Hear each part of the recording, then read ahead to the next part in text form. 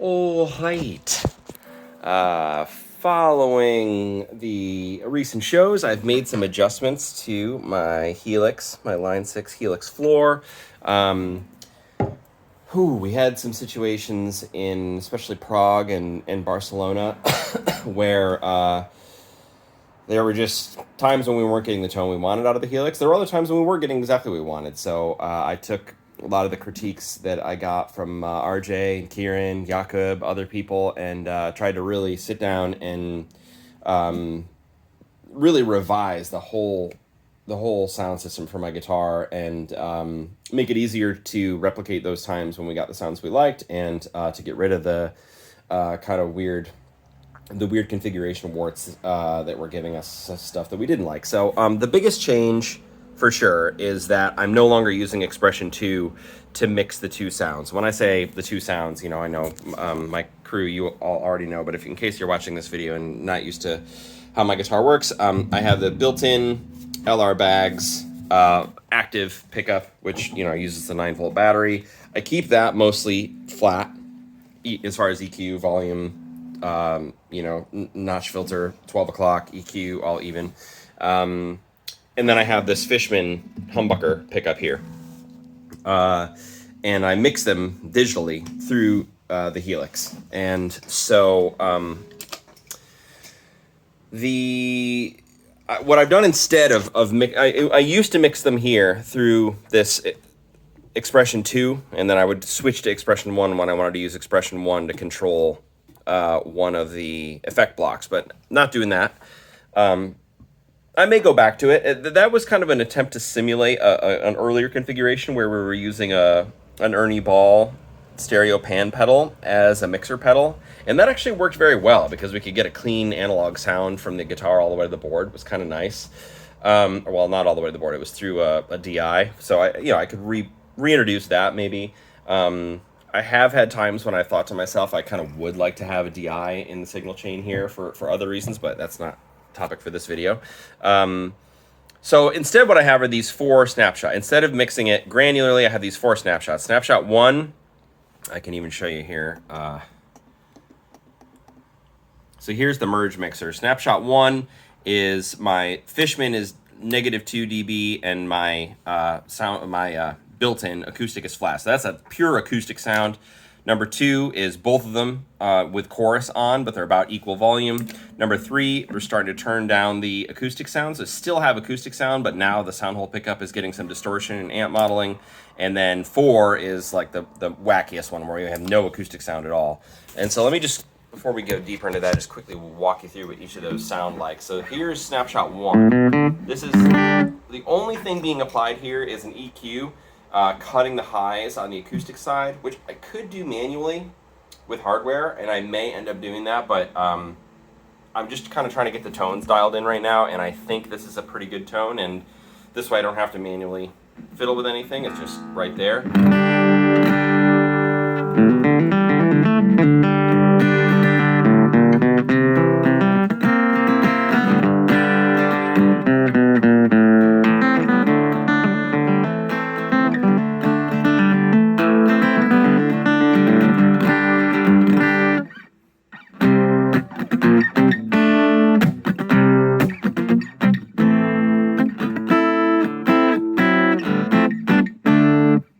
Sound in particular,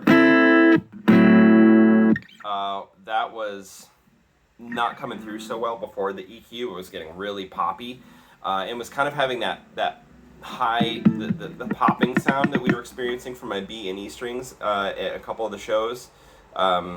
So I think the mix is just better now between both things. Again, one is now, even for the acoustic side, I'm letting some of the Fishman through, and I also am applying EQ to the acoustic side. Oh, that EQ is a slight tightening.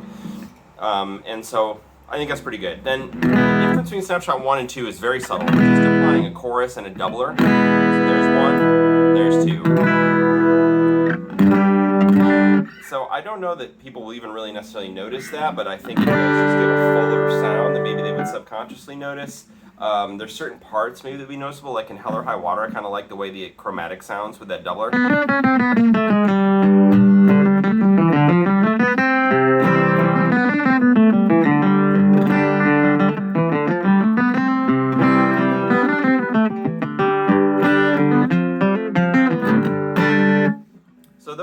pretty simple, pretty similar. That's my top row here. My bottom row, I have just 4 stomp boxes picked out that go with these 4 snapshots. And then I have another page where I replace all the snapshots and these other 2 with other stomp boxes. So, but I haven't done that yet. We'll get into that in a minute. We got to figure out what goes there.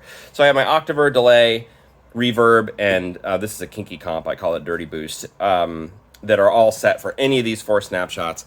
Probably wouldn't really use them for snapshot 1, the acoustic one. Although, Kieran, you were saying that you like the way that the Dirty Boost. I do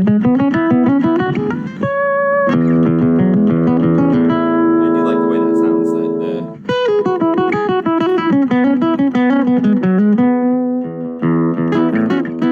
Maybe with Searchlight Reverb.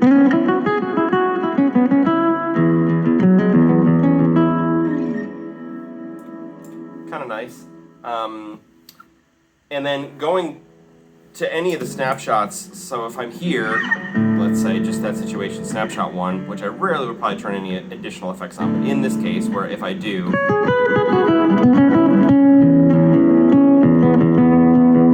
I then go to snapshot 2, that turns everything off. That just goes directly to snapshot 2, and it turns any of those 4 other stomp boxes that are on, it will deactivate those. Same with any of the 4 snapshots. They immediately deactivate any additional stomp boxes. Although the tails for the delay and the reverb will continue and naturally dissipate. I do have the trails turned on. So that's 1 and 2. That's 90% of a show. 93% of a show probably is going to be in that realm. Number 3, I have just a little bit of the acoustic sound, enough you can still hear it, but I also have the Bighorn Fuzz turned on. I have an amp modeler turned on. I can show you this. Have the Bighorn Fuzz, the amp modeler, the cab. All those are turned on. The cab has, microphone simulator, an 84 ribbon at the cap edge, and that output of that simulated microphone goes through those 4 lower stomp boxes there. So this is where I would first start to think about like real effects,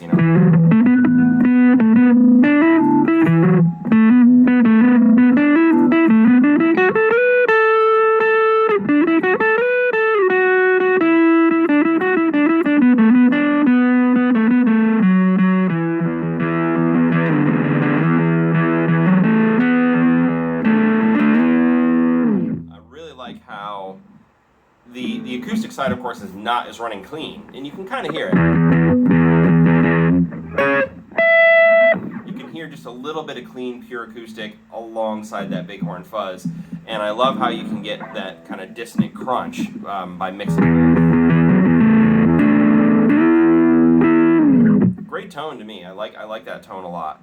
And then again, any of the additional stomp boxes are going to apply.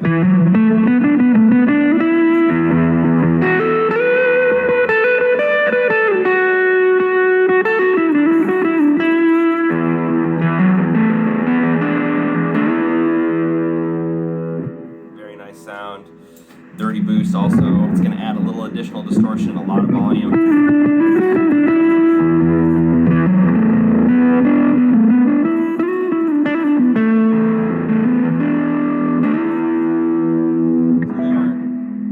That's with the Searchlight distortion and the Dirty Boost on.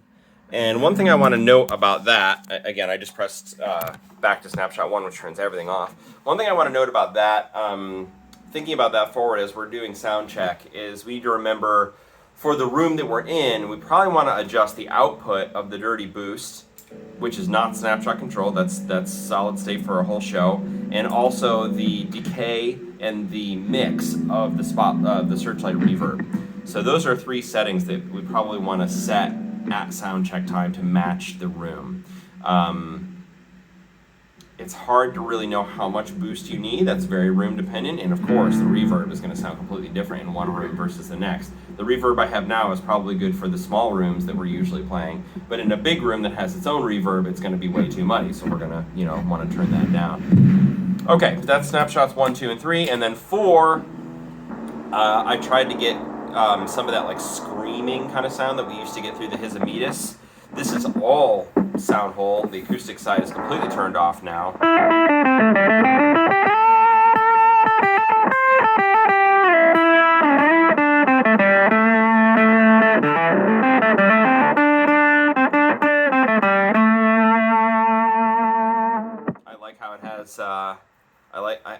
really lets through some harmonics through that are interesting to me. And then of course I can add the octaver there, and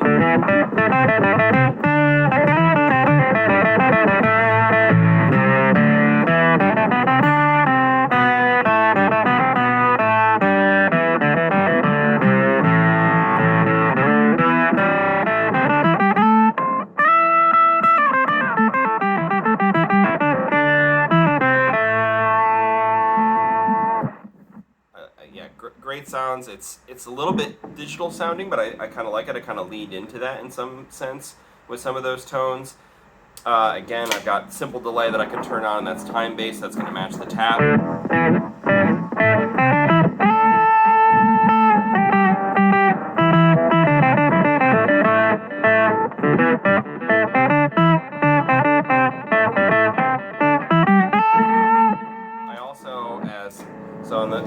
The one thing I have added to the second menu here, so here we're in the first menu, the 4 snapshots. I've just turned the octaver on. In the second menu, still have these 4 kind of main auxiliary stomp boxes. I have controls for the 2 distortions.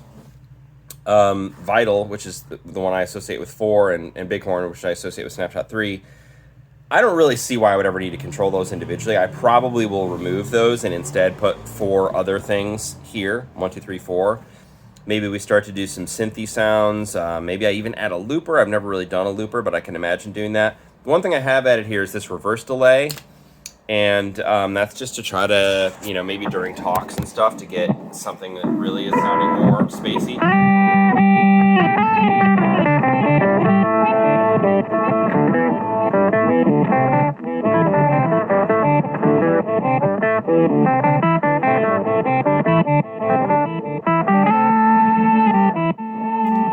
Again, if I go to another snapshot, all that stuff gets turned off. So here's back to snapshot 2. But I can then add the reverse delay and the searchlights back on again. So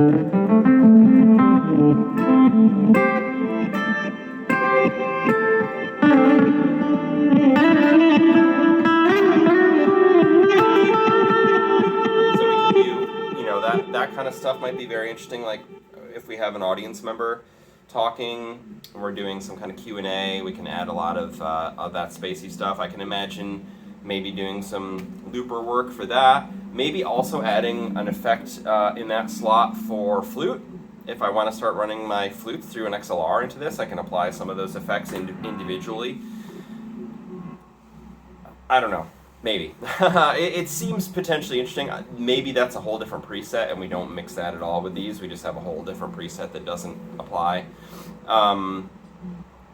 As for a looper, I don't use a looper. I've never used a looper, but I can definitely imagine wanting to explore that again, especially during parts where we're talking. I don't like the idea of using a looper for something that is a song.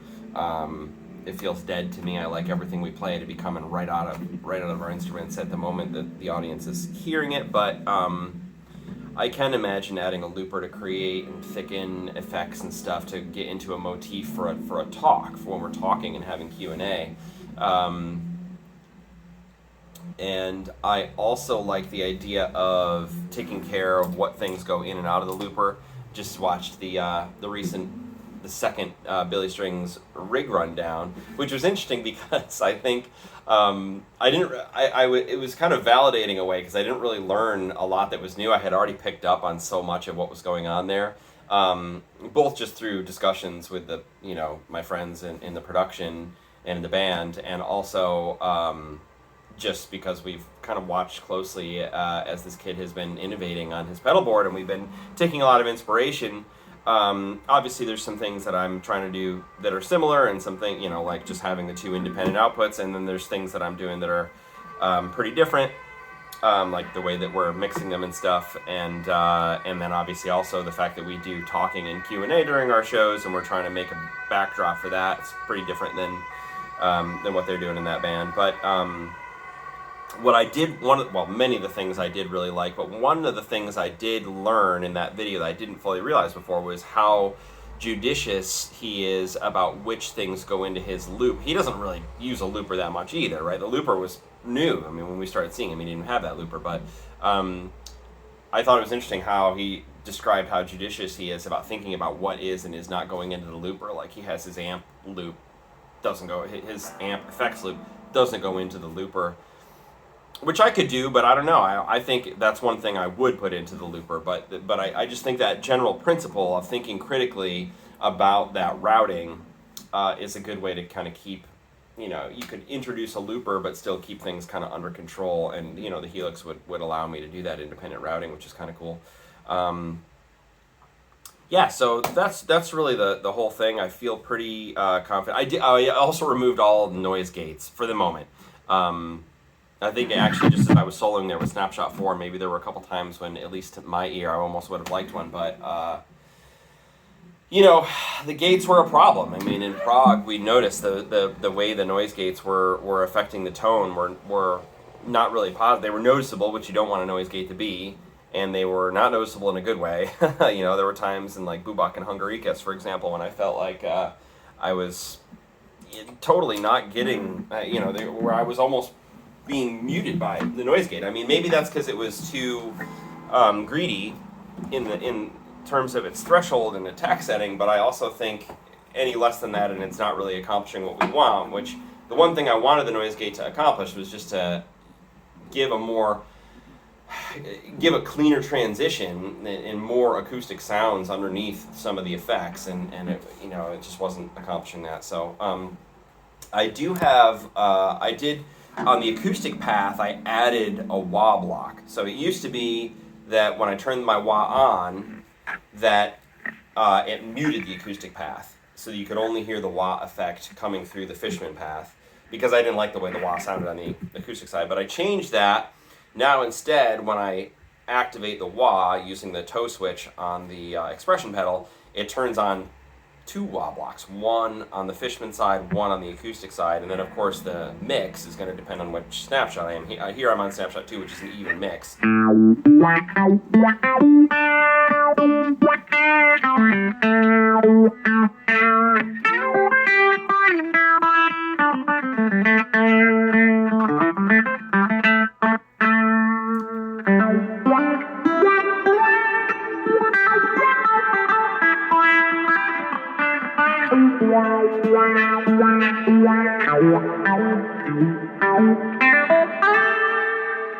I think that's a way better wah sound than we were getting before.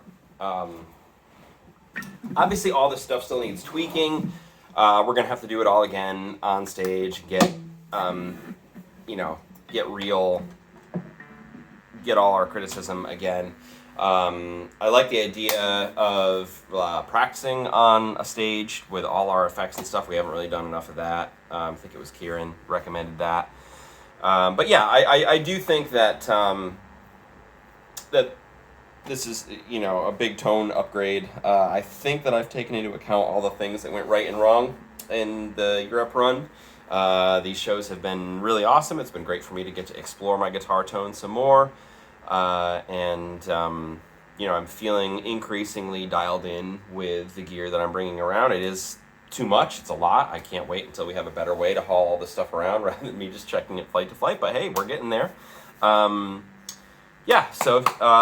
let me know, obviously, any questions. Jakob, if there's anything that you want to simulate on your Helix, obviously I'm down to, I could even copy and paste and send you this preset or individual blocks or whatever. But definitely always wanting to collaborate on getting all the best tones we can out of my guitar. Really, really appreciate everyone's feedback. All the people who were at all the shows where I was using this setup, who indicated the times they thought were cool and not cool. That's great stuff, especially the parts where you tell me what's not cool. That's very important. I'm sure stuff is going to go wrong when we play again with this rig, but I think we definitely have some tones now that we're starting to feel